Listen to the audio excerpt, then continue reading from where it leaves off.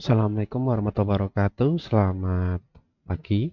Hari ini kita akan membahas mengenai manajemen routing pertemuan 15.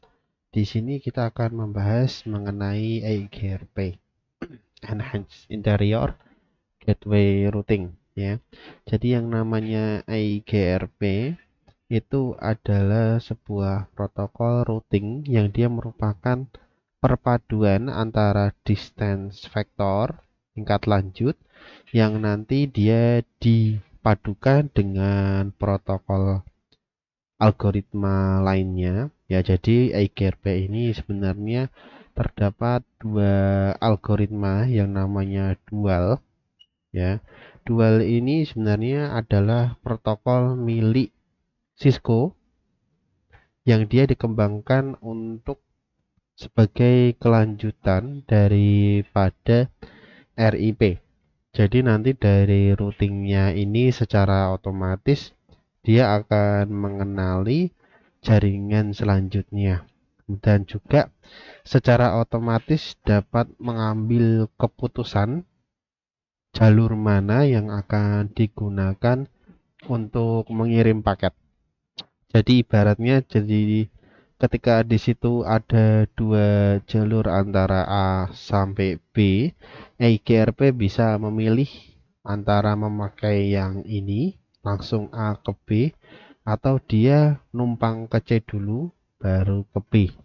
Jadi EIGRP dapat mengambil keputusan antara pilihan pertama atau yang kedua, tergantung dari kondisi yang ada. Jadi kalau ketika koneksi ini mati, maka alternatif kedua akan digunakan sebagai alternatif dari routingnya.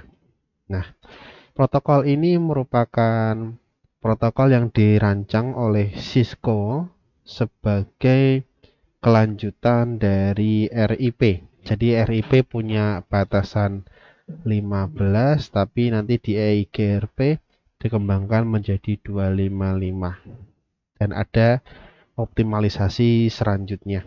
Nah, selain itu EIGRP juga didefinisikan pada tahun 2013 dengan RFC 7868. Jadi didefinisikan di tahun 2013 yang kemudian barulah terbit menjadi ofisial atau resmi di tahun 2016 di RFC 7868. Nah, di RFC 7868 ini semuanya didefinisikan ya. Jadi dari definisi, kemudian spesifikasi ya, semua sudah didefinisikan semuanya di dalam satu RFC. Jadi tidak menutup kemungkinan akan dikembangkan selanjutnya. Nah, pada dasarnya EIGRP itu sama persis dengan routing pada dasarnya, tapi ada perbedaan. Jadi selain tabel routingnya, ya tabel routing yang dia menyimpan lokasinya di mana lewat mana. Selain itu EIGRP juga menyimpan tabel tetangga atau neighbor table. Ya, neighbor table. Nah, neighbor table ini punya fungsi, dia adalah menyimpan alamat tetangga sebelah. Jadi semua router yang terhubung langsung dengan router ini dia akan tercatat di tabelnya, yang di tabel ini ya, neighbor table. Jadi di Giga 01, FA 01 semuanya pokoknya yang terhubung secara fisik dengan kabel, maka dia akan tercatat di sini tabel tetangga. Nah, untuk penyimpanan topologi selain tetangga, EIGRP menyimpan topologinya dari hasil pertukaran data dengan tetangganya. Jadi ada 3 tabel di sini total, 3. Tabel routing yang pertama, tabel tetangga yang kedua, dan tabel topologi yang ketiga. Nah, berbeda dengan tabel routing, tabel topologi itu dia berdasarkan dari tetangganya, jadi hampir mirip dengan link state ya. Jadi karena memang prinsipnya dari link state. Nah, IGRP ini punya beberapa fitur yang penting. Fitur dasarnya yang dia ada yaitu adalah CIDR, dukungan classless. Jadi mau subnetnya mau berapapun ya, -/28, /24, /30 bisa terkoordinasi dengan baik ya. Jadi tidak harus dengan kelas full ya, kelas A, kelas B, kelas C, tidak, tapi IGRP sudah mendukung classless. Jadi biasanya kayak /30 ini dipakai antar router ya, router A, router B, 24 mungkin berapanya lagi itu disesuaikan ya. Kemudian berikutnya adalah load balancing, akses ke servernya itu bisa diatur. Yang paling penting adalah redundansi dalam jaringan ya. Jadi mau ada 3 router di sini, mau lewat sini, lewat sini, lewat sini, nanti dengan adanya load balancing dan redundansi link, server ini tetap bisa diakses meskipun salah satu koneksinya putus ya. Jadi di sini putus masih ada lewat sini, kalau sini putus masih bisa lewat sini ya. Hanya syaratnya salah satu saja, kalau dua beda lagi ceritanya ya. Kemudian kemampuan autentifikasi ya, yang namanya demi keamanan routingnya jangan sampai ada yang kecolongan ya, autentifikasinya beda. Kemudian yang paling penting adalah autentifikasi MD5 dan SH2 antar dua router. Jadi ada fitur keamanan dasarnya. Selain itu ada yang namanya konvergensi ya. Konvergensi ini dia di mana jika ada perubahan topologi nanti seluruh tabel akan ada perubahan ya, mengirim seluruh tabel routing ketika sebuah rute diubah. Ketika ada tambahan router satu kan berarti mau nggak mau agar router itu bisa dikenali dia harus dikirim update-nya, jalurnya mana saja. Nah, secara berkala jaringan itu kabelnya akan dicek apakah tersedia atau tidak. Kalau tersedia nanti dia akan menyebarkan perubahan ke router yang lainnya. Jadi kayak dia menular, oh ada di jaringan di sini, nanti dia akan mengenali satu sama lainnya sampai dia selesai. Kita sebut ini dengan adjacency. Ya, kalau dia waktu kita routing IGRP kan pasti ada kata-kata ini, berarti dia dikenali. Kemudian ada perubahan rute terpisah. Jadi menggunakan IP versi 6, IPX, AppleTalk itu bisa dipisahkan ya, menggunakan modul yang namanya PDM ya, Protocol Dependent Module. Dan yang paling penting adalah kompatibilitas dengan versi lama. Jadi IGRP itu pendahulunya IGRP. Makanya ada tambahan E-nya, enhance. Nah, dalam IGRP ini apa sih yang namanya dual algorithm? Ya, algoritma dual. Nah, yang namanya algoritma dual ini itu adalah diffusing update algorithm. D-nya adalah diffusing, U-nya adalah update, L-nya adalah algorithm. Ya, algorithm. Nah, IGRP ini adalah vektor jarak dan link state. Ya, link state dan distance vector. Jadi dia distance vector menggunakan yang namanya dual. Dari Cisco-nya sendiri nggak mau menyebutkan dia itu link state, tapi lebih suka disebut dengan dual. Ya, bisa dilihat di gambarnya di sini. Ini adalah contohnya bagaimana dual itu berjalan. Ya, tadi ada animasinya, sekarang animasinya hilang lagi.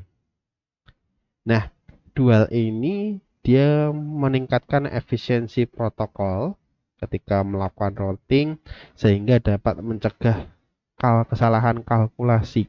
Karena ketika dia melakukan perhitungan ya distance vector, dia mencegah adanya kesalahan ngitung metriknya. Itu yang menjadi masalah dari yang sebelum-sebelumnya ya. Memang kalau kita lihat dari RIP ya memang ada banyak kekurangannya, tapi dengan adanya iGRP ini bisa menutupi kelemahan-kelemahan yang ada di protokol sebelumnya. Nah, dual ini dia secara teknis disebut dengan dual finite state machine atau dual VSM, yang dimana dia menggunakan dua teknik tadi ya. Dia menghitung metriknya menggunakan distance vector dan di maintenance atau dijaga dengan yang namanya link state ya, dual FSM finite state machine. Perlu diingat ya, dual finite state machine.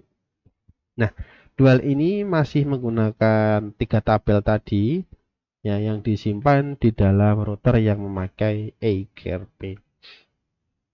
Jadi memang si dual ini memang memakai 3 routing, tidak 3 tabel routing, tidak seperti sebelum-sebelumnya. Ya, ini contohnya. Jadi kalau R1 kalau ingin mengakses data, dia punya 2 pilihan ya yang tadi saya sebutkan. Bisa melakukan dari sini ke sini 2 kali kerja atau direct ke sini. Tergantung dari kondisi jaringannya. Memang ketika kalian praktikum kalian sudah bisa melihat sendiri bagaimana reaksi si iGRP ketika salah satu linknya dimatikan. Dia bisa mencari alternatif jalannya sendiri. Ya. Jadi si VSM ini dia sebenarnya tidak hanya terdiri dari satu atau beberapa status, tapi dia gabungan dari berbagai state dan skenario. Jadi ketika ya tadi saya bilang ada kerusakan di tengah jalan, si dual ini dapat melacak jalur yang optimal sesuai dengan efisiensi dan biaya. Nah, pada dasarnya dia bekerjanya gini. Dia akan mencari tabel termurah optimal pertama. Ya, yang murah dan optimal. Nah, andaikan ada jalur ini mati, ya, mati, maka yang dicari adalah murah plus, berarti agak mahal sedikit, tapi optimal. Optimal dalam arti bisa dicapai, ya, beda. Kalau nggak bisa dicapai namanya bukan optimal, mati namanya. Ya, jadi andaikan ketika dual algoritma yang ada di iGRP dia mencari yang paling murah dan optimal. Ketika ini nggak ada atau mati, maka dia akan mencari yang murah plus dalam arti agak mahal sedikit dan optimal, dan begitu seterusnya sampai semua linknya yang ada mati semua.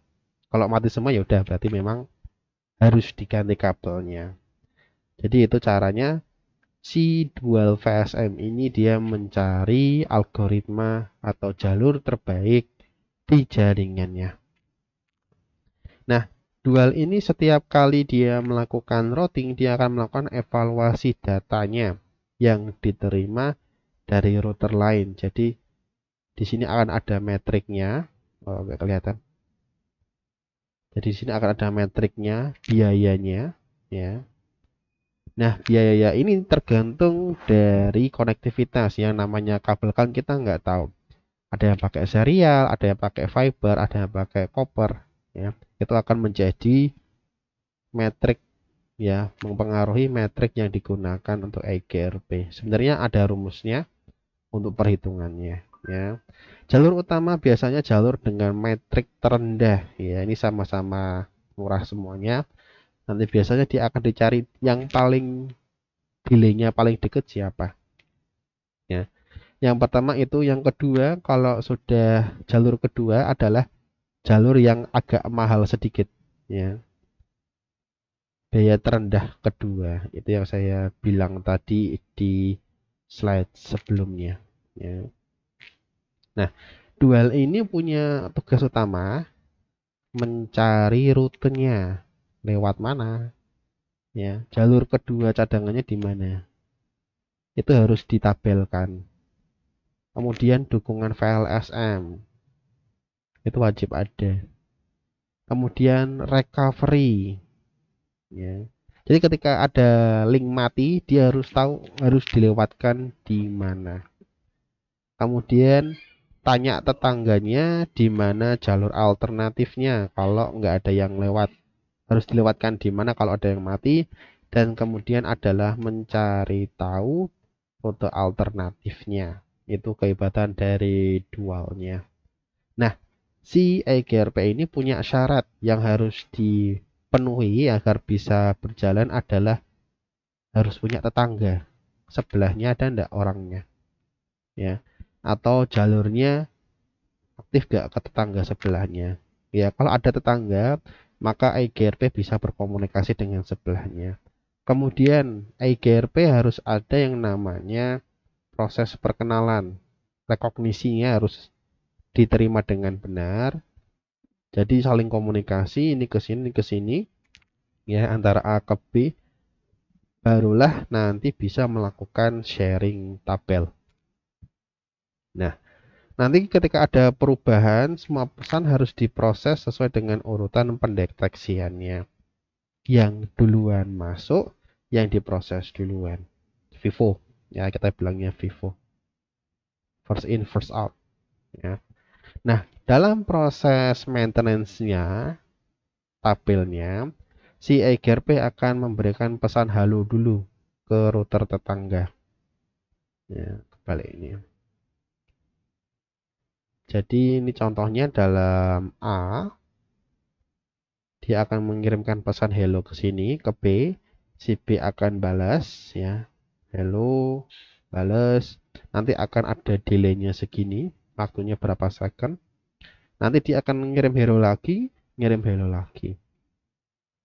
Jadi ini untuk memastikan bahwa yang namanya tetangga ini masih hidup, tidak mati, tidak apa. Karena kalau misal ininya mati, berarti hellonya tidak kesampaian, maka mau nggak mau router A harus mencari jalur lain ya. Jalur lain lewat mana untuk mencapai ke B. Tidak seperti RIP, EGRP tidak mengirimkan pesan pembaruan secara penuh. Jadi hanya sebagian, dan itu ada intervalnya. Jadi tidak langsung tembak banyak, enggak, tapi ada waktunya. Berapa second kirim, berapa second kirim, berapa second kirim, untuk memastikan tidak membanjiri jaringan. Nah, dalam pemrosesan metriknya untuk mengenali tetangganya atau jaringan lainnya, topologi EGRP menggunakan perhitungan metrik. Kenapa? Untuk mencari indikator seberapa optimalnya, seberapa murahnya kabel yang dilewatinya atau jaringan yang dilewatinya. Di sini menggunakan fungsi matematika. Jadi tidak sembarangan ngitung, ada rumusnya. Nah, link yang paling lambat itu biasanya digunakan paling akhir ya, dan juga ada delay secara kumulatif akan diperhitungkan. Jadi link yang paling lemot itu diperhitungkan, dan juga yang untuk delay juga menjadi perhitungannya ya, juga diperhitungkan dalam pemrosesan metriknya. Nah, yang paling penting dalam EGRP adalah konvergensi. Nah, konvergensi ini adalah proses penyatuan di mana sudah ada jaringan yang ada, tetapi kita ingin tambahkan jaringan baru. Nah, proses si jaringan A ini mengenali router F secara cepat, itu yang kita bilang dengan konvergensi. Proses mengenali jaringan baru. Nah, ARGP ini punya kemampuan melakukan konvergensi dengan cepat. Dia bisa membaca rute yang baru dikenali ditambahkan ke dalam jaringan secara cepat dan bisa menghindari proses looping yang bisa terjadi. Berbeda dengan RIP yang memiliki kekurangan, ada proses loopingnya sehingga berbahaya untuk diterapkan. Ya, jadi ini proses konvergensinya. Di sini ada subnet mask baru ditambahkan ke jaringannya, maka di sini dia akan mengirimkan suksesor untuk mengecek di sini karena si jaringan ini yang paling dekat adalah si jaringan ini yang paling dekat. Kemudian nanti dia akan mengirimkan lagi possible successor untuk mencari jalur kedua. Nah, dari situlah kita bisa mendapatkan jaringan baru akses ke subnet max yang ini. Ya, jadi itu saja untuk hari ini. Saya ucapkan terima kasih dan sampai jumpa kembali.